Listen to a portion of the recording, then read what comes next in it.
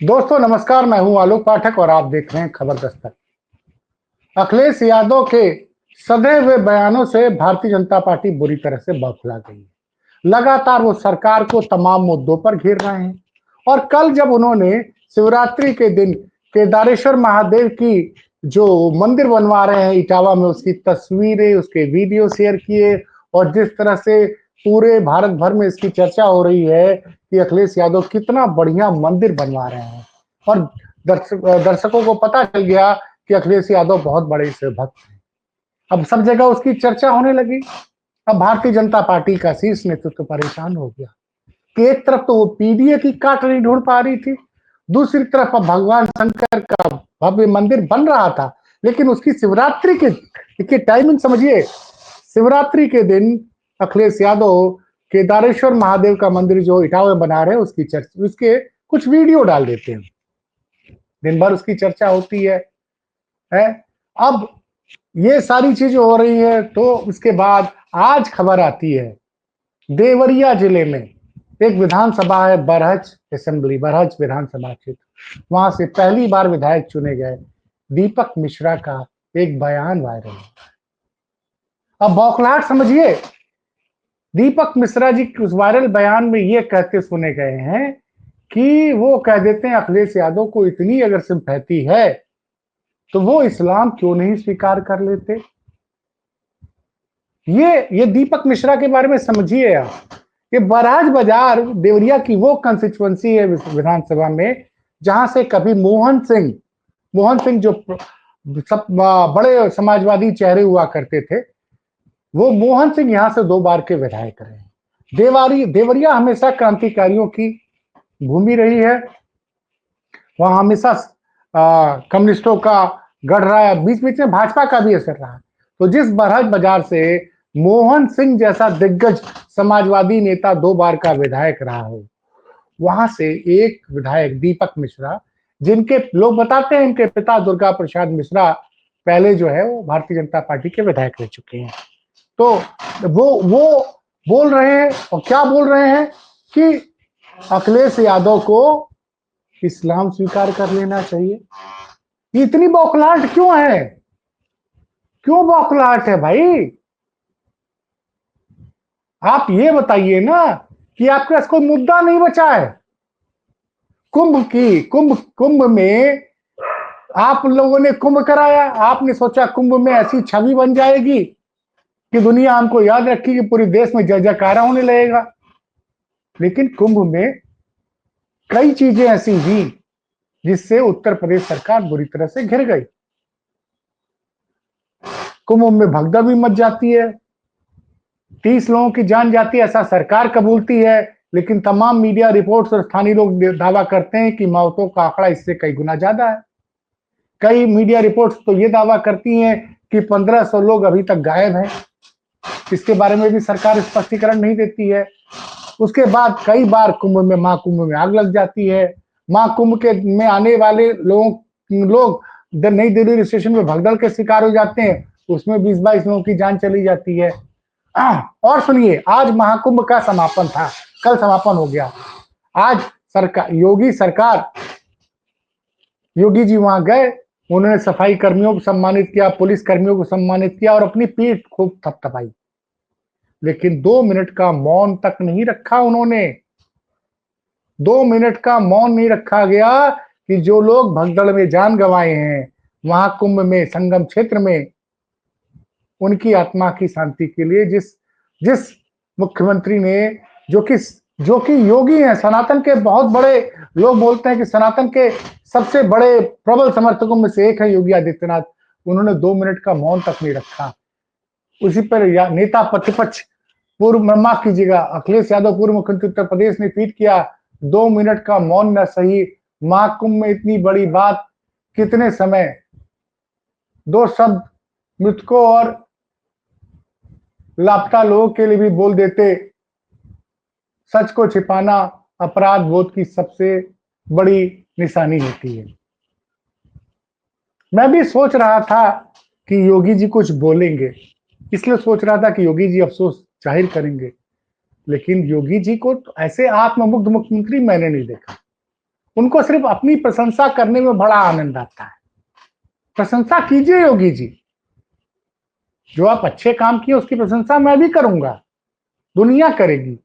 लेकिन आप इस आयोजन कर, आपके नेतृत्व में ये आयोजन हो रहा था।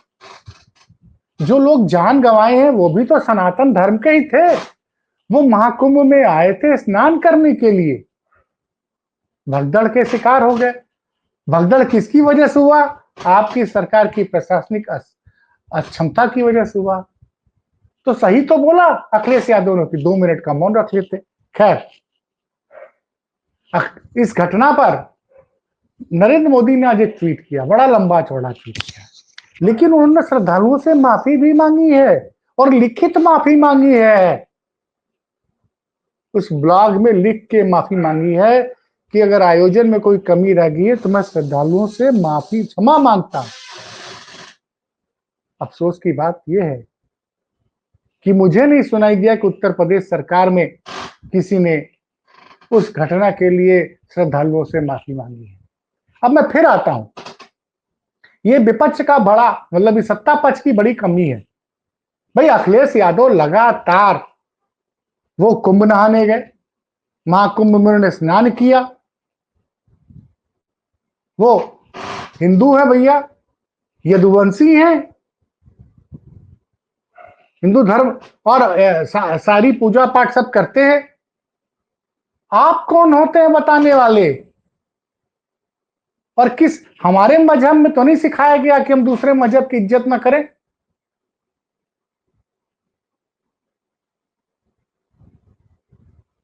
हम तो गीता को पढ़ के बड़े हुए हैं, सबके अंदर एक ही आत्मा है। और जिस देश का प्रधानमंत्री अमेरिका की प्रेस कॉन्फ्रेंस में कहता है कि हम तो वो देश है जहां वसुधैव कुटुंबकम, पूरी दुनिया हमारे अपने परिवार की है। सोचिए, पार्टी का सबसे बड़ा नेता 11 सालों से जो देश का प्रधानमंत्री है, वो कहता है हम वसुधैव कुटुंबकम की भावना में विश्वास रखते हैं। और वहां उसी पार्टी का एक विधायक जो पहली बार विधायक बना है, और इनके, मैं दीपक मिश्रा के बारे में कुछ और बता दूं, इन्होंने दावा किया था कि जो माफिया ब्रजेश सिंह ने इनको 51 लाख रुपए का चंदा दिया था। ये बयान बड़ा वायरल हुआ था दीपक मिश्रा का, बहुत चर्चित विधायक है। और आज बोल रहे हैं, देखिए लग गई आज, ये आज तक में खबर लगी है, माफिया ब्रजेश सिंह 51 लाख चंदा देता है। बीजेपी विधायक का वीडियो वायरल, सपा ने साझा नहीं किया। आप समझिए चीजों को।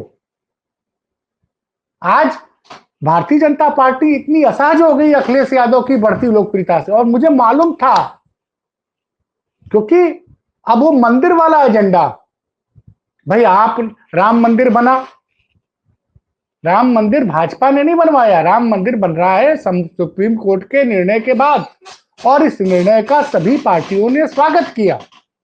देश की सभी पार्टियों ने, जो सुप्रीम कोर्ट का निर्णय आया 2019 नवंबर में, उसका सभी पार्टियों ने स्वागत किया। और सुप्रीम कोर्ट के फैसले के बाद वहां राम मंदिर बन रहा है ट्रस्ट बना के। अब आप विधायक जी, देवरिया जिले की कानून व्यवस्था का हाल आपने देखा ही है, कितना बुरा हाल है।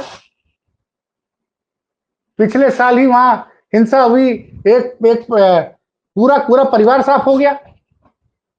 अभी हाल ही में सलेमपुर का एक वीडियो वायरल है जिसमें एक नवयुवक को बुरी तरह से लोग पीट रहे हैं।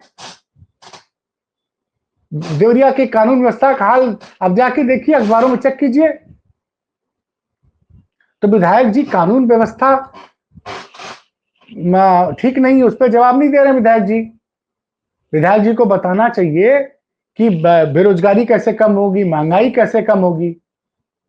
तो पूरी बौखलाहट हो गई है। और आप समझिए इस बातों को कि भारतीय जनता पार्टी जब जब फंसती है तब तब वो उन्होंने मुलायम सिंह यादव को मौलाना मुलायम कह दिया। और दीपक मिश्रा कह रहे हैं, वायरल है वीडियो और ये खबर चल रही है, जरा इसको बड़ा कीजिए, वायरल वीडियो को बड़ा कीजिए। इतना परहेज है तो इस्लाम कबूल कर ले। भाजपा विधायक का सपा अध्यक्ष पर जुबानी हमला। अरे अब देखिए, आज तक में भी खबर लगी है तो इस्लाम कबूल कर ले अखिलेश जी। देवरिया से बीजेपी विधायक दीपक मिश्र ने उर्फ साका का सपा प्रमुख पर हमला। इन लोग को बुरा लग रहा है क्योंकि पीडीए, पिछड़े, दलित, अल्पसंख्यक, आधी आबादी, पिछड़ों में अगड़ों को लेकर जो अखिलेश यादव लगातार काम कर रहे हैं। लोकसभा चुनाव में करारी हार हुई भारतीय जनता पार्टी की, वो फिर बार बार कुंभ की अपनी असफलता को छिपाने के लिए, अरे वो बार बार क्या कह रहे हैं, सनातन धर्म की परंपराओं को याद दिला रहे हैं। आपकी एजेंसी ने बोला, दीपक Mishra ji, central pollution control board ने बोला कि संगम का पानी स्नान योग्य नहीं है। ये अखिलेश यादव की रिपोर्ट नहीं थी।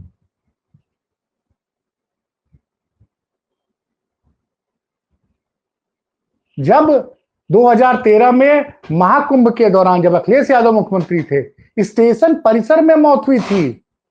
उसको तो आप लोग लगातार हल्ला मचाते हो, लेकिन अब जवाब नहीं देते हो कि 30 लोगों की मौत कैसे हो गई संगम परिसर में, मेला क्षेत्र में, और कितनी बार आग लगी है। आग लगने का तो ठिकाना ही नहीं है। सड़क हादसों में कितने लोगों की जान गई है, जो लोग संगम में स्नान करने जा रहे थे या स्नान करके अपने घरों से लौट रहे थे। बोला तो है अखिलेश यादव ने कि आप लोग, सरकार ने कह रही कि बहुत राजस्व मिला है, तो उस पैसे से जिन लोगों की कुंभ में जान गई है उनको आर्थिक मदद दें, और जिन व्यापारियों ने बड़ी उम्मीद से संगम में स्टॉल लगाया था, जिनके माल नहीं बिके, जिनका नुकसान हुआ, उनके नुकसान की भरपाई करे सरकार। क्योंकि कुंभ कभी व्यापार का विषय रहा ही नहीं है। तो आपने इससे जो पैसा कमाया है उसको जनता को बांट दीजिए। किसको बांट दीजिए? उन्होंने किसको कहा? जिन्होंने अपने परिजनों को खोया है, जो घायल हुए हैं, जो गायब हो गए हैं, और जिनकी मार्ग दुर्घटना में जान चली गई है। बोला इसको बांट दीजिए पैसे। कर्मचारियों को बांट दीजिए। जिन व्यापारियों ने स्टॉल लगाए थे कर्जा ले लेके, उनको घाटा हुआ है, उनका घाटा पूरा कर दीजिए। और बोले तो कौन सी गलत सलाह अखिलेश यादव दे रहे हैं? बड़ी बेचैनी हो गई। और दीपक मिश्रा कौन होते हैं फैसला करने वाले कि अखिलेश यादव इस्लाम धर्म स्वीकार कर लें?